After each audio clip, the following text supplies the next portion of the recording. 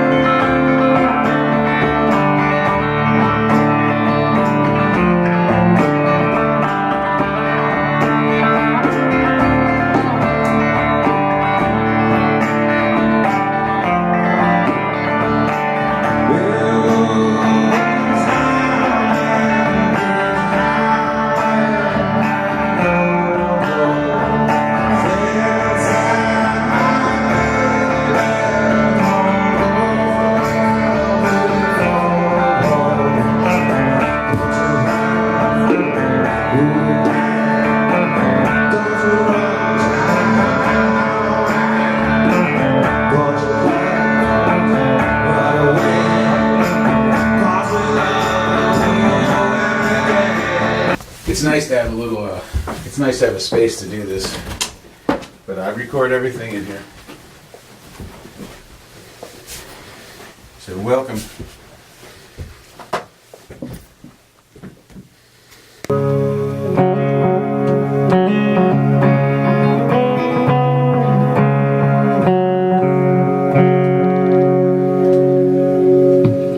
This song's called the Don't You Run.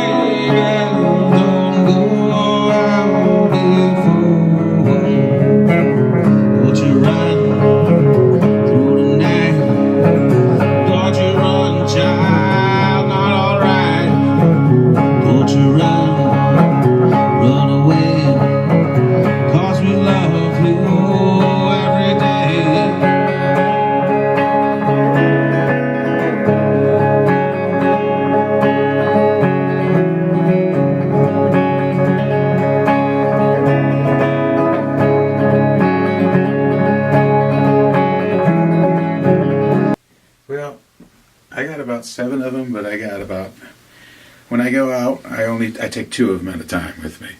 And it depends upon the place I'm playing, depends upon what I'll be taking. But technically, I like to take an electric and an acoustic with me, just in case something goes wrong with one, I have the other one. And it's usually either a lot of places that I'll be playing an acoustic guitar, or a lot of places that I could get a little louder, you know? So, but lately I've been playing that Gretsch, and I just love the way it sounds. Electromatic. It's a good cross between here. This one here. You know, it just has such a, just seems to fit me pretty good. I like the sound they get off of it, but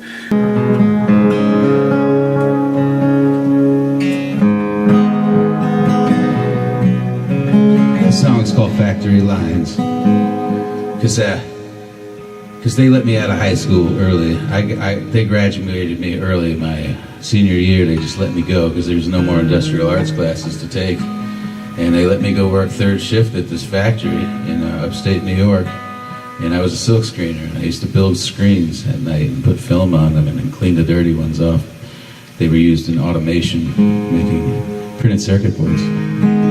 Anyway, so this song's called Factory Lines.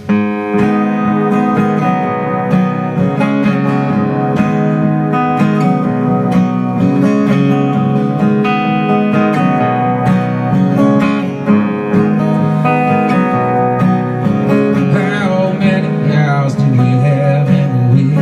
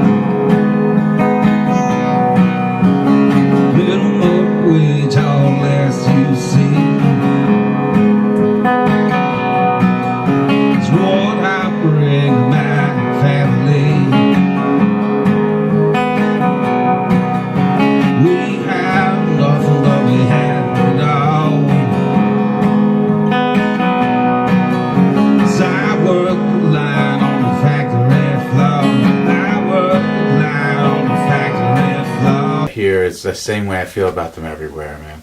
I mean, but there is that, you know, it could be, you could very easily become very,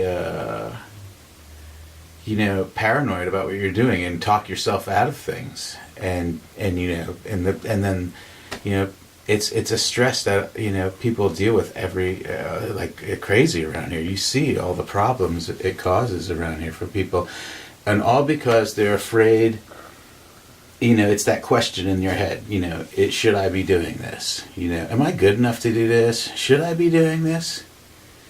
I mean, yeah, you should be doing that. Why should you, you know, you can't ask that, you know, you can't, if that's how you feel, you got to do it. And you have to make it yours. You have to do it yours. You know, I as a solo guy, I can't go play, like, I'll never play at the 40 Watt and a lot of these places, man. I just won't. You know, I'm never gonna be able to afford to do that. You know, I can't pay these places what they should be getting paid for the production costs and fill the place and make money. It's never gonna happen. Maybe that'd be great, but I can't see it happening. But I found places that I can go play that actually, you know, a band can't go there and make any money, but one guy who can do what I do and set it up by yourself and live off of peanut butter and jelly for 30 days, and you could do it. And that's you know, that's what it takes. But who wants to do that? You know, everybody wants to be in some type of fancy cab. Nobody wants to drive. Everybody wants to get wasted every night. You know, and it's not how I'm going to run a business, you know. And I don't want to say it's a business, but it's what I do for a living, and I'm not going to treat it like a party, you know. I like to have fun, but you got to be serious about it. And, you know, when I was 20-something, I could have never done this. I probably would not be alive. If I was going to all the places I was going when I was young, I think I would have a really hard time doing this, because I was a maniac when I was young. So I'm glad that I'm a little older and I get to mellow out, or else I wouldn't be able to do this. But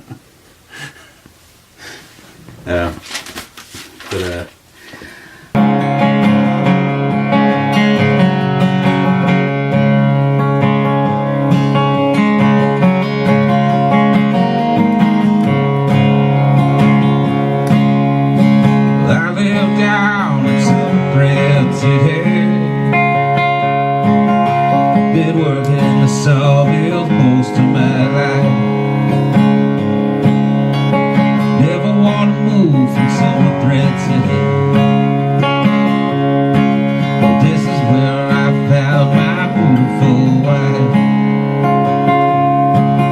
This is where I found my beautiful wife.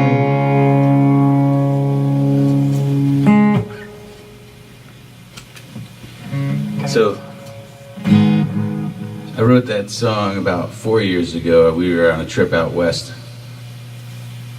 and I recorded that one with actually had a good friend. I've been real fortunate to have some pretty good friends here in Athens, but at the same time it's really sad because they're all passing away on me. And my good friend Newt Carter was able to give me some time at Studio 1093 and recorded me and doing that song.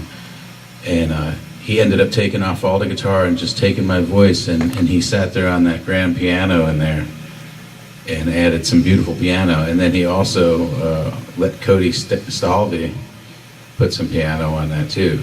And it's a really cool version, and the only way you can hear it is on my website.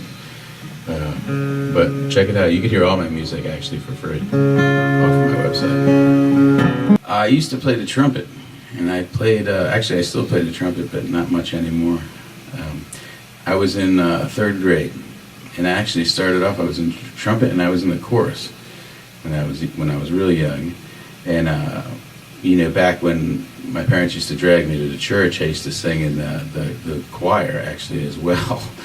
So I was a choir boy for a while, and I liked to sing. But it wasn't until, I would say, sometime in high school when I bought an electric guitar, you know, and tried to play the songs that I was listening to, mostly heavy metal, you know.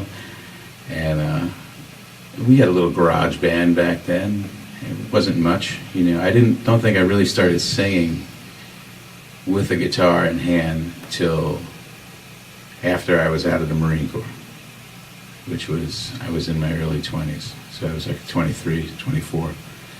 I started, had a friend that played guitar, and thought I'd give it a shot, and then he taught me a few chords, and before you know it, I'm playing, all the cowboy chords and all the Grateful Dead songs in some bar in upstate New York. Like everybody else does that should do it.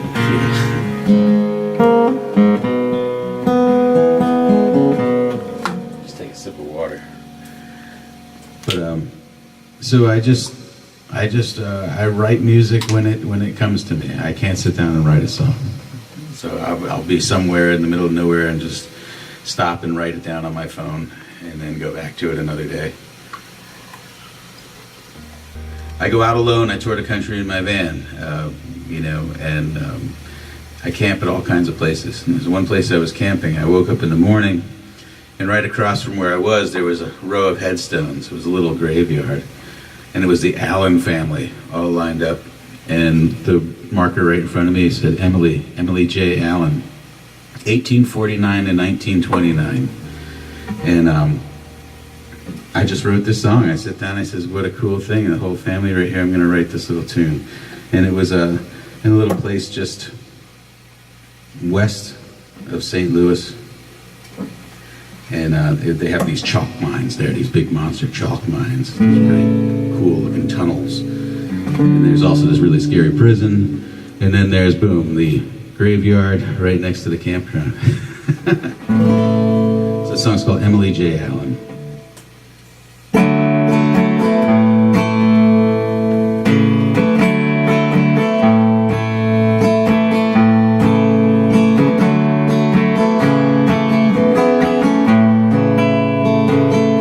Sleeping with the ghost of Emily J. Allen.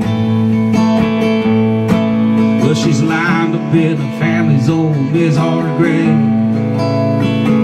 And they all were nearby in the state's largest chalk bag. And at night they cleared their lungs singing songs about the day. At night they cleared their lungs singing songs about the day.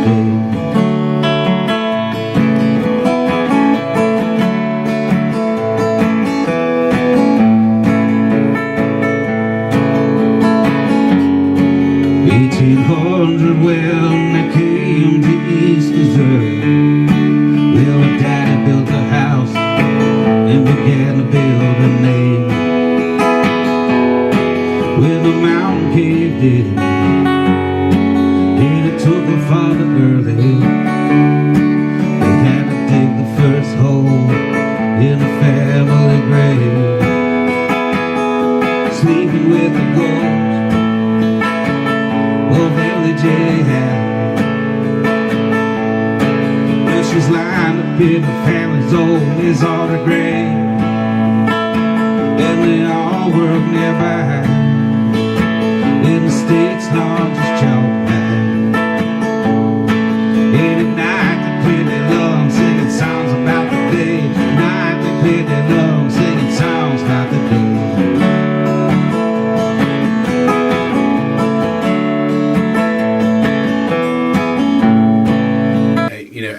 Athens is a great place because there's so many really great musicians here. It's no joke. I mean, everywhere you go, there's great musicians, man. And I learned from a lot of people how they set things up, how they play live, how they interact together. But me, I'm just, I'm solo. I don't really play with a lot of people. Like, recently I've been playing with a drummer once in a while and maybe some hand percussion and a lead guitarist, but for the most part, it's, I take all my gear and I put it in my van, and I get the gigs ahead of time. I book everything way ahead of time, and I go on little tours, anywhere from, 10 days to 30 days out. And some of them pay really good, and some of them don't pay really good, but I always make pretty good money in tips, and it pays for the gas. But I've been doing it for a long time. I mean, I don't think people really people really know me very well around here because I'm not originally from here. And, I'm from up north. I lived in Baltimore for 15 years, and before that I was from upstate New York. But I've been playing out since about 2000. I would get off work and go play out. And I just fell in love with Athens. I came to visit and I fell in love with it. There are so many great venues that, that they let people play at. I mean, how many people have a draw in this town, and how many places let these bands come in and play? It's great that you get a chance to sit on a big stage and play through a bigger rig than you would if you were just practicing in your practice room.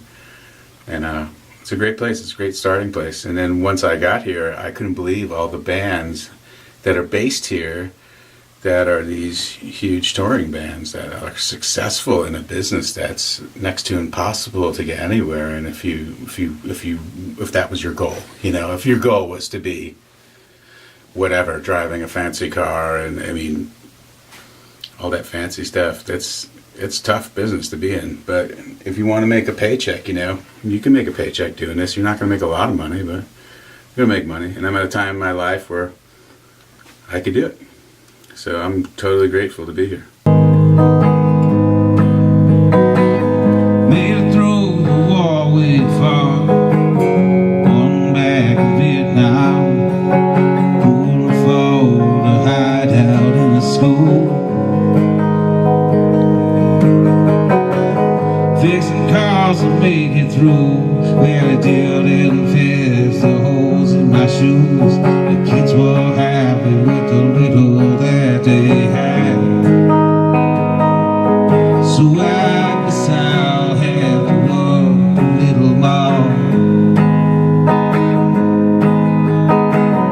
Guess I'm gonna die out here in the cold. We'll come back to the high life, my son. We'll come back to the high life, everyone. 80 hours was not enough to give my wife everything she was.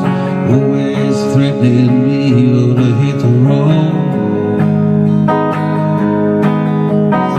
Stayed home, beats all my kids, and takes her records out on them. And they tell me tonight, Lord, all that she's done. So I guess I'll have to work a little more.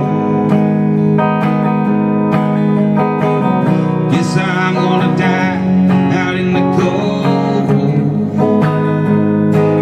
Preaching Drunk was the name of the album. It's called Preaching Drunk, which I put out last year.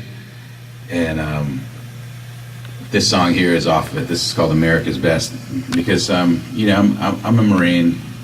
I got out of the Marines years and years and years ago, but I'm a Marine, and I'm getting a little older, and I'm starting to have to use the VA system, and it's horrible. And I wish more people, instead of thanking a vet, would actually really help us take care of the way our healthcare is. It's ridiculous when Piedmont Healthcare has a hiccup and everybody freaks out, but yet, try getting something done. Try getting something fixed that's broken.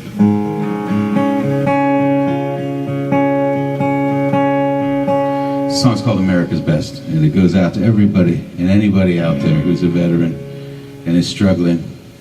And there are people who care. Give me a call, drop me an email.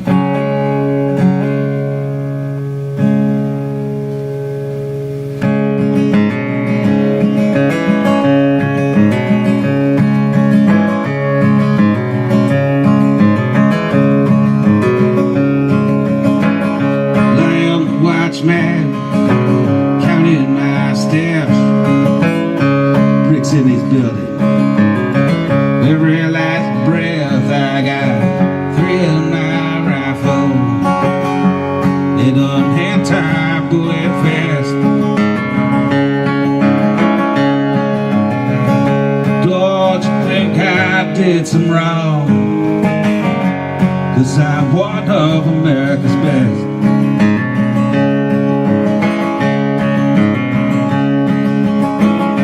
some tours of duty, sandy farming land. Lost one of my jungle boots, hunting Taliban. When I sleep at night, Lord, it's phantom pains, memories of my land. Why do I have to feel so wrong? Am I still one of America's best?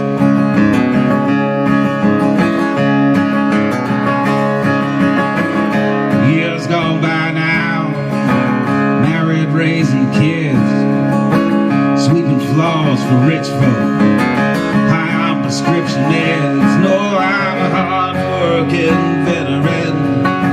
You don't see the war in my head. Just a problem for someone else to handle. Forget I'm one of America's best.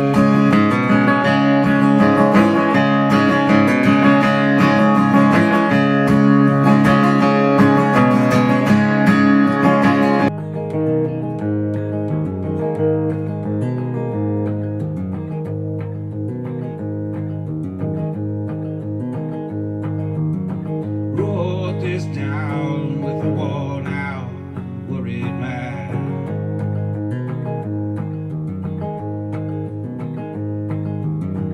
Back is broken and I